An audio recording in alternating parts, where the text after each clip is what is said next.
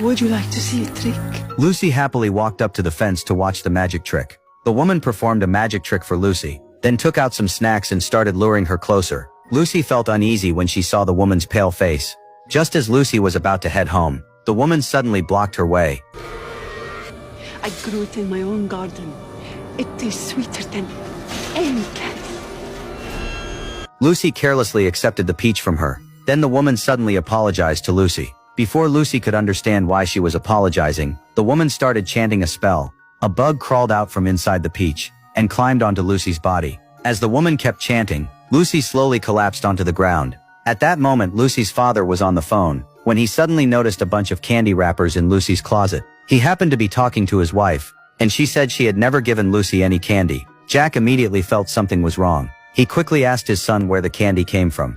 The boy told Jack that Lucy's friend had given it to her. He also said Lucy's friend lived at the end of the garden. Jack instantly got a terrible feeling and rushed outside to look for Lucy. He pushed through the low bushes and made his way deep into the garden, but Lucy was nowhere to be seen. On the ground were Lucy's favorite toy, and that same peach. Jack immediately ran outside the wall to search for her, but there was still no sign of Lucy anywhere on the street. In the distance, Jack saw someone carrying a child and running away. He instantly chased after them, ignoring the massive sandstorm approaching the city, but the wind and sand became stronger and stronger, and Jack eventually lost track of the figure. Soon after, the sandstorm swallowed the entire city, and Lucy completely disappeared. 8 years passed in the blink of an eye.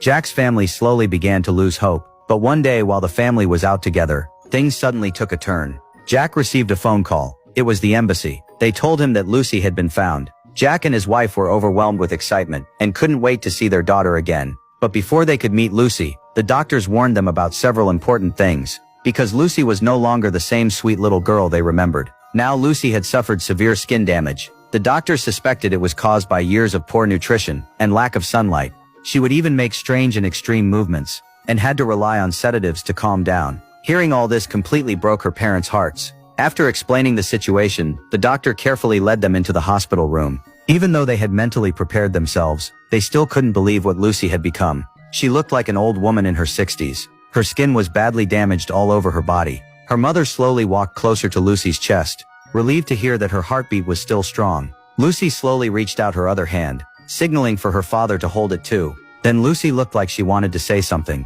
as if she was carrying endless pain and grief inside her. But as Lucy became more agitated, the nurse quickly stopped her. Her parents could barely accept what they were seeing. They had no idea what Lucy had gone through, but seeing her tortured into this state filled them with heartbreak and despair. At that moment, a woman standing in the hallway was quietly watching them. She was the female officer who had helped translate on the day Lucy disappeared. The officer approached them and showed them a picture of a stone coffin. Lucy had been found sealed inside a coffin that was over 2,000 or 3,000 years old. This was apparently a common smuggling method used by traffickers. A few days earlier, the plane transporting the coffin had crashed unexpectedly. Villagers nearby discovered the coffin afterward. At first, the police believed it was simply a smuggled artifact, so they sent it to a research institute. When a professor opened the lid, he discovered what looked like a mummy inside.